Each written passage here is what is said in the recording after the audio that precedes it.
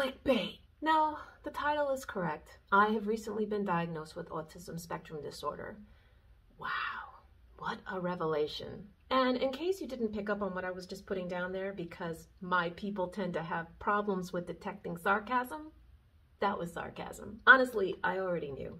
I just needed to be sure for my own sense of self-identity, I guess. I don't like questions being left unanswered unnecessarily. Knowing thyself, myself, is a work in progress. And just because I suspected that I may be on the spectrum doesn't necessarily mean that I am. After all, it's a matter of brain development. Only I can experience how I move through the world. That is true. But that doesn't mean that I possess the skills to identify what is and isn't typical. Can't say normal. That's offensive. That was sarcasm again. Look, unless we're talking about something mundane like the common cold or obvious like acne, I'm not one to trust or accept self-diagnoses. We have way too many armchair psychiatrists diagnosing themselves with everything except hypochondria. I could be autistic. I also could not be. Maybe it's something else. Maybe it's nothing. Whatever happened to just being weird? If meeting the criteria for a developmental disorder was as simple as completing an online quiz, then everyone could be a diagnostician. It's like taking some IQ test your grandma shared on Facebook. I scored 200. I'm a genius. No, you're not. IQ tests are bullshit anyway. My point is, a real diagnosis does not come that simply. Or at least that's what I've been told, being that there is no one specific test that can detect something as various as autism. We lay people don't have the expertise to make that definitive call. And yet, a diagnosis from a mental health professional really does come down to the same thing Justice Potter Stewart said about pornography. I know it when I see it. Hi, I'm nobody, but you can call me Peach. Welcome or welcome back to my channel. And you may be wondering why I or anyone else would be diagnosed with autism decades later than most. Then again, you may not even care, to which I say, that's cool, I'll see you in the next one. But if you are intrigued, strap in, because I'm about to give you the rundown that led to this. And it's not exactly a straight line. After all, this is something that is nearly exclusive to children. If you've already made it through childhood without requiring extra help, then what does it matter if you're a little spectrum-y? Well, there is validity to that. After all, I wasn't flagged as being what is now known as a special needs child, but then autism wasn't considered a spectrum back then. That description was only for the most extreme cases. And apart from being kind of annoying, there was nothing about my early years that raised those kinds of concerns from my parents and teachers. I hit all my developmental milestones and I had no learning difficulties. But I've always known, for as long as I can remember, that there's something off about me. It's difficult to put into words because I can list a bunch of reasons why I felt like I was born kinda wrong, and each one of those individual items can pertain to nearly everyone. The issue is when all of those items apply, and it's those factors that have for years resulted in a mangled self-image in which I knew but could not properly articulate that there was an underlying problem with the way I think, even though I'm fully functional and totally capable of taking care of myself. I was an honor student, I served in the military twice, and I've been pretty much on my own since I was 18 years old. I've been in my career for over 20 years. I'm a homeowner, I'm a mother, I'm a breadwinner, and I've been in a happy and healthy relationship with my girlfriend for the past 12 years. So what could possibly make me think that there is something deficient about me? So much so that it would lead me to seeking out an autism evaluation at the age of 41. Wait, 41? That can't be right. 2022, 1981. My difficulties have never been cognitive or so much behavioral. As I said, I was a gifted student. I even skipped a grade. But I struggled immensely with socializing and relating to other kids, along with that omnipresent feeling of abnormality. You know that common characterization that transgender people use to describe their gender dysphoria? That is, feeling no personal sense of connection to the gender that was assigned to them by virtue of their sex. It was kind of like that, only instead of feeling dysphoria for my gender, which I don't, it was in regard to feeling like a regular, well-adjusted person. I felt like an alien. like I wasn't human enough. That's what I mean by deficient. Like many people on the spectrum, I was often oblivious to body language and respecting boundaries. Over the years, I've since learned how to read nonverbal cues and to be more aware of my own. I never could understand why that came so intuitive to seemingly everyone else but me. Not always being aware of my facial expressions used to be a real problem for me, especially when going for job interviews. Definitely gave new meaning to the term resting bitch face. Outwardly, I don't think there was anything that made me stand out too much as a child. But even in old photos, there were glimpses of me captured where I would just zone out when I felt overwhelmed. I always had this propensity to retreat into myself as a means of self-soothing. Even as an adult, there have been entire years that have seemed to just slip by with me sleepwalking through them because it's just easier to live in my own head than to interact with the world. By that, I mean slipping into fantasy and strange obsessions.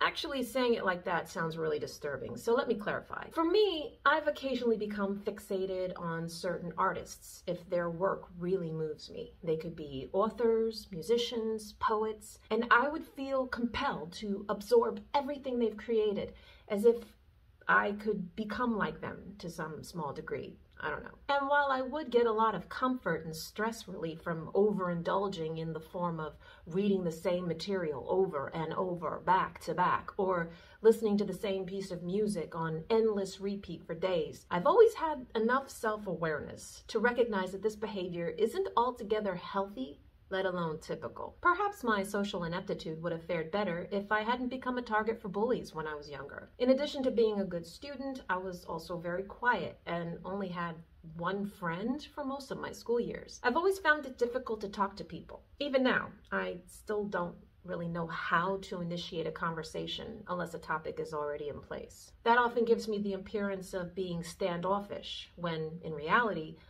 I just never know what to say. I've gotten better over the years, but as a kid, it was especially rough because obviously I had to interact with other kids at school. And I'm sure you're aware that kids can be real dicks to each other, and when you can barely squeak out a word to defend yourself, you're an easy mark. It's pathetic, I know, but 30 years on, it still haunts me.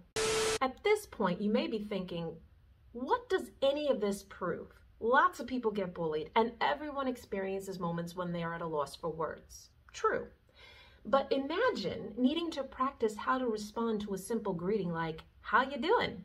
What am I supposed to say that doesn't make me sound like I'm on drugs? I mean, it's not even a real question. Why does my brain blink off when someone speaks to me? The people on TV always seem to know what to say, so I learned very early how to mimic, or as it is more commonly known, to script. For a time, memorizing quotes from TV shows and movies helped me get through conversations. But as I got older and started getting called out for repeating the same lines over and over, I realized that people thought I was being disingenuous. Even now, I spend way too much time hyper-focused on past conversations, living in constant fear of the next one that I may screw up. While there is no one right way to express yourself, there are definitely many, many wrong ways, and I think I've covered all of them by now. I've been known to be extremely blunt to the point of tactlessness. Even though I've gotten pretty good at faking it, I've spent my entire life constantly practicing how to hold a conversation, and I usually do so when I'm alone so I can script and practice out loud. Like right now, I'm still scripting. I'm scripting even as we speak. I am reading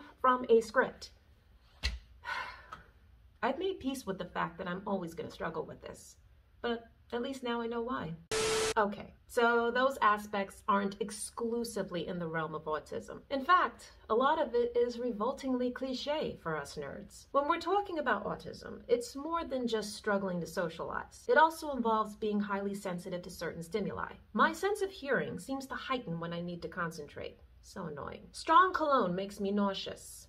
I remember vomiting a few times as a child when being trapped in the back seat of a car with one of those musky air fresheners. And what I'm certain was chalked up to just being stubborn and a picky eater, I have always had aversions to certain types of foods. In particular, leafy greens and squishy vegetables. They literally make me gag, and it's got nothing to do with the taste. For example, I like the taste of apples and onions, but I can't eat them. The texture is just too much. But the sensory challenge that has caused me the most hardship and shame is touch. I don't like being touched. I don't know why.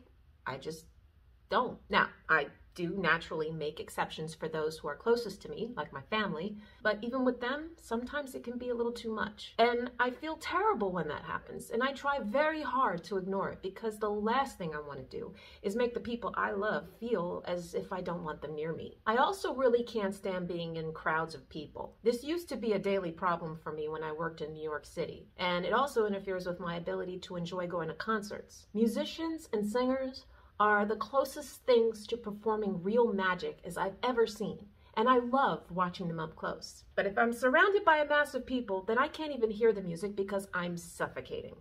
What about stimming? Autistic people stim, right? Of course. Everyone does. But autistic stims are known to be extremely conspicuous with their intensity and repetition.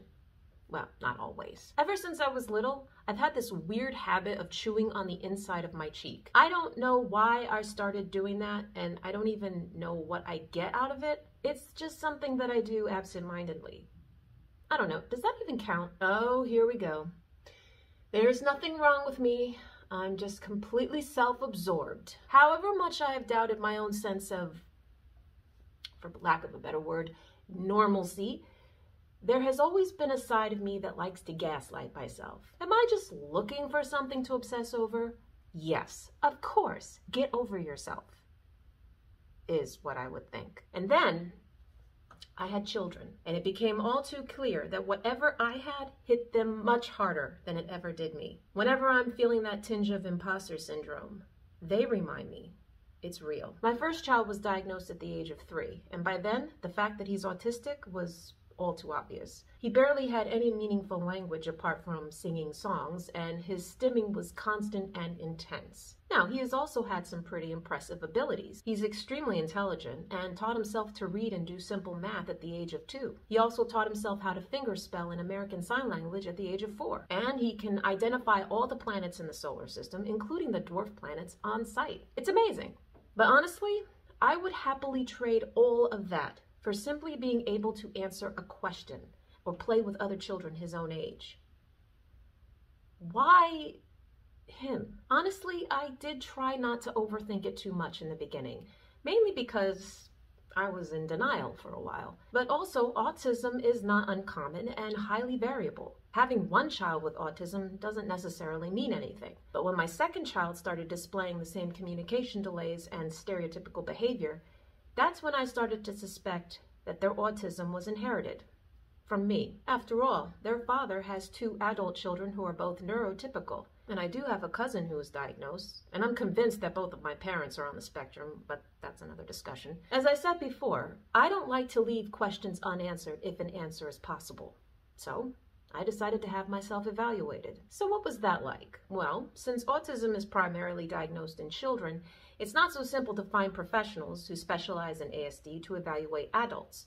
But fortunately, my state of New Jersey does have resources for this. I was able to find a psychologist close to home earlier this year, and the evaluation was conducted in 3 different sections. The first consisted of a 1-hour video conference call, which was largely just an interview, getting an introductory gist of my childhood and adult experiences regarding communication, sensory activities, social skills, basically everything I just went over. The second part was a 4-hour in-person session where she probed more in depth about the same topics. And then the third part of the evaluation was the written portion that consisted of answering 350 multiple choice questions and statements about how I experience and move through the world.